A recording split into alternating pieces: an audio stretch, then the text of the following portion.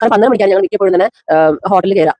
ഓരോരോ സ്ഥലത്ത് site seeing കഴിഞ്ഞ് ഷോപ്പിംഗ് കഴിഞ്ഞ് ഞങ്ങൾ ഹോട്ടലിൽ കയറുമ്പോൾ ഏകദേശം 11 മണിയാണെങ്കിൽ നമ്മുടെ ബാത്റൂമിലേക്ക് മൂക്ക് പൊത്തിപ്പിടിച്ചില്ലാണ്ട് കയറാൻ പറ്റില്ല. അത് എല്ലാവരും എക്സ്പീരിയൻസ് ചെയ്ത കാര്യമാണ്. ഏത് സ്ഥലത്ത് നമുക്ക് അങ്ങനെ നല്ല പബ്ലിക് തായ്ലൻഡ് എന്ന് പറയുമ്പോൾ നമ്മള് പെട്ടെന്ന് എല്ലാവരും അയ്യോ തായ്ലൻഡിലൊന്ന് ചോദിക്കും. കാരണം അത് ജെൻസിന് മാത്രം പോകുന്ന ഒരു സ്ഥലമായിട്ടാണ് പൊതുവെ എല്ലാവരുടെയും ധാരണ. പക്ഷേ ഞങ്ങൾ ഇത്ര ലേഡീസ് വന്നിട്ടും രാത്രി സമയത്ത് വരെ ഞങ്ങൾ പുറത്തിറങ്ങി നടന്നിട്ടും ഞങ്ങൾ ഒരു ഭയങ്കര ഫ്രീ മൈൻഡിലാണ് വരുന്നത്. ഒരു തായ് ആളോ ഞങ്ങൾ ഒരു മോശമായിട്ട് പെരുമാറോ സംസാരിക്കോ ഒന്നും ചെയ്തിട്ടില്ല. കാരണം 12 മണിക്കാണ് ഞങ്ങൾ മിക്കപ്പോഴും തന്നെ ഹോട്ടലിൽ കയറുക. ഓരോരോ സ്ഥലത്ത് സൈറ്റ് സീയിങ് കഴിഞ്ഞ് ഷോപ്പിങ്ങും കഴിഞ്ഞ് ഞങ്ങൾ ഹോട്ടലിൽ കയറുമ്പോൾ ഏകദേശം 11 മണിയോടെ ആവും. പക്ഷെ എന്നിട്ട് ഞങ്ങൾ ആ റോഡിൽ കൂടെ നടന്നൊക്കെ നല്ല ഫ്രീ ആയിട്ടും പിന്നെ ആരോടെങ്കിലും നമ്മൾ വഴി ചോദിച്ചാൽ പോലും അവര് കറക്റ്റ് ആയിട്ട് നമ്മളെ ഹെൽപ്പ് ചെയ്യണം എന്നുള്ള ഒരു മൈൻഡ് സെറ്റോടുകൂടി അവർ പറയാ. അല്ലാതെ വേറെ ഒരു നെഗറ്റീവ് തോട്ടോ അങ്ങനെ ഒന്നും അതിനകത്തില്ല. ശരിക്കും പറഞ്ഞാൽ എല്ലാവരും ഈ തായ്ലൻഡിൽ ലേഡീസിന് വരാൻ പറ്റിയ സ്ഥലമാണ്.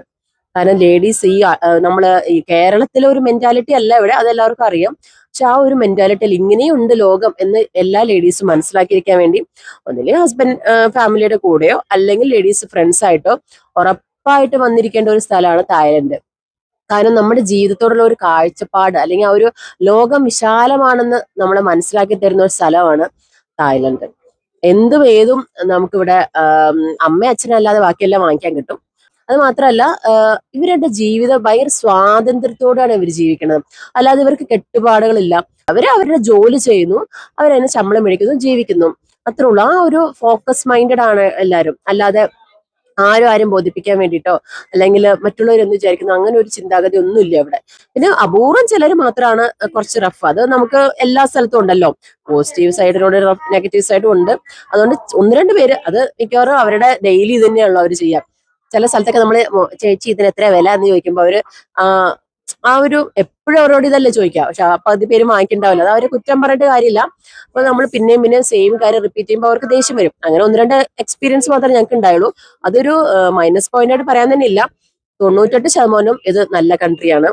ബാക്കി ഞാൻ പറഞ്ഞു വന്നത് എല്ലാ ലേഡീസും ഇവിടെ വരണം. ഇത് ലേഡീസിന് വരാൻ പറ്റിയ കൺട്രിയാണ്. വയസ്സായ അമ്മമാരെ വടി കുത്തിപ്പിടിച്ച് ഇവിടെ വന്നിട്ടുണ്ടായിരുന്നു. വീൽ ചെയറിൽ വന്ന ആൾക്കാർ വരെ ഉണ്ട്. പിന്നെ കാണാനായിട്ട് ഒരുപാട് കാഴ്ചകൾ. ഞങ്ങൾ പോയ സഫാരി പാർക്ക് ആണെങ്കിലും മറൈൻ വേൾഡ് ആണെങ്കിലും നല്ല ഷോകളും പിന്നെ അവരുടെ എക്കോസിസ്റ്റം അവർ മെയിൻറ്റെയിൻ ചെയ്തിരിക്കുന്നതാണ് നല്ലത്. കാരണം മൃഗങ്ങൾ പുറത്തും കാഴ്ചക്കാരകത്തും, അല്ലാണ്ട് മൃഗങ്ങളെ കൂട്ടിയിട്ടിരിക്കുകയല്ല. പിന്നെ അങ്ങനെ ഇട്ട സ്ഥലം സൂ പോലെ ഉണ്ട്, ഇതും ഉണ്ട്, രണ്ടും ഉണ്ട്. പക്ഷെ അവര് ആ ചെയ്യുന്ന ആ ഒരു പ്രവൃത്തി നന്നായിട്ടാണ് അവര് ചെയ്യുന്നത്. അല്ലാണ്ട് ജോലി ഒരു ആർക്കോ വേണ്ടി ചെയ്യല്ല. പിന്നെ വൃത്തിയുടെ കാര്യം, ആരും അങ്ങനെ പബ്ലിക്കില് എന്താ പറയാ തുപ്പ് അങ്ങനെ ഒന്നും ചെയ്തിട്ടില്ല. പിന്നെ എല്ലാം നല്ല ക്ലീൻ ആണ്.